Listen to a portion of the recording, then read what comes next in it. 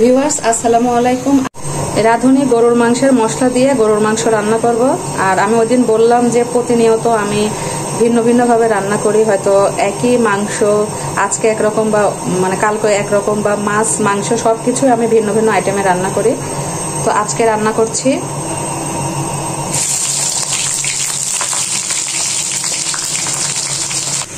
এখন আমি এই পেঁয়াজের উপরে মাংস দিয়ে দেব।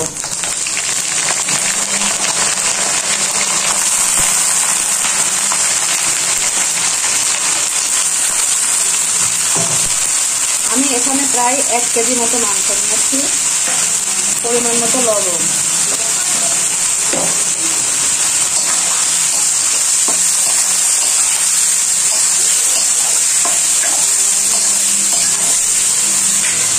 এখন আমি 1 মিনিট মতো নেড়ে চেড়ে নেব।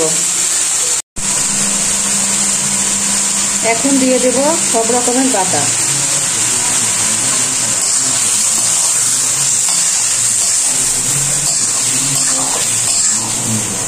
এখানে আদা বাটা, রসুন বাটা, জিরা বাটা।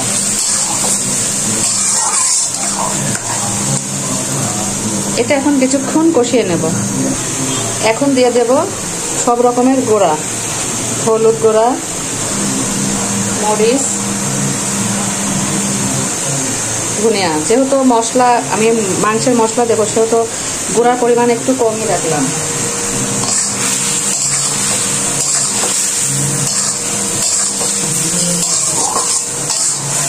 এখন দিয়ে দিচ্ছি কাঁচামরিচ।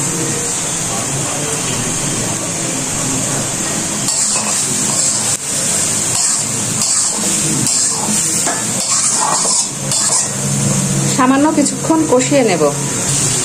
একটু দিয়ে দিচ্ছি জিরার গুঁড়া,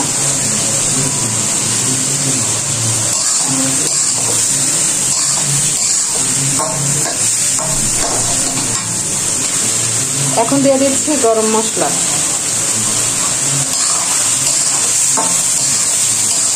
মাংস তো কিছুক্ষণ কষিয়ে নিয়েছি, এখন দিয়ে দিব রাঁধুনি মাংসের মশলা অর্ধেকটা।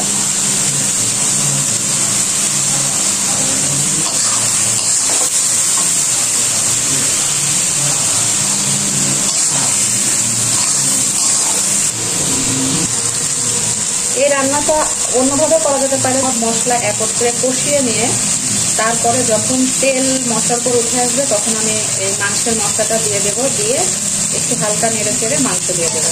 এভাবেও রান্না করা যায়, কিন্তু আজকে আমি একটু ডিফারেন্ট রান্না করি। মাংসটাকে এখন ভালোভাবে কষিয়ে নেব সিদ্ধ না হওয়া পর্যন্ত। এখন দিয়ে দেব আলু।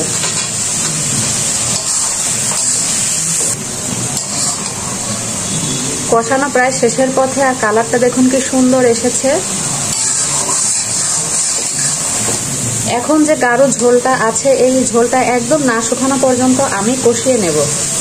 এই গাঢ় ঝোলটাও একদম শুকিয়ে এসেছে। আর এখন আমি দিয়ে দিচ্ছি পানি, আর পানিটাকে আমি আগেই ফুটিয়ে রেখেছিলাম, গরম পানি করে রেখেছিলাম। এখন দিয়ে দেব।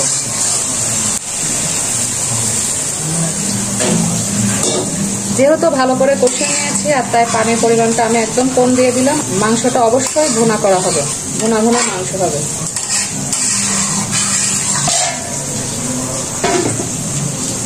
না হওয়া পর্যন্ত ঢেকে রাখলাম। রান্না রেডি হয়ে গেল।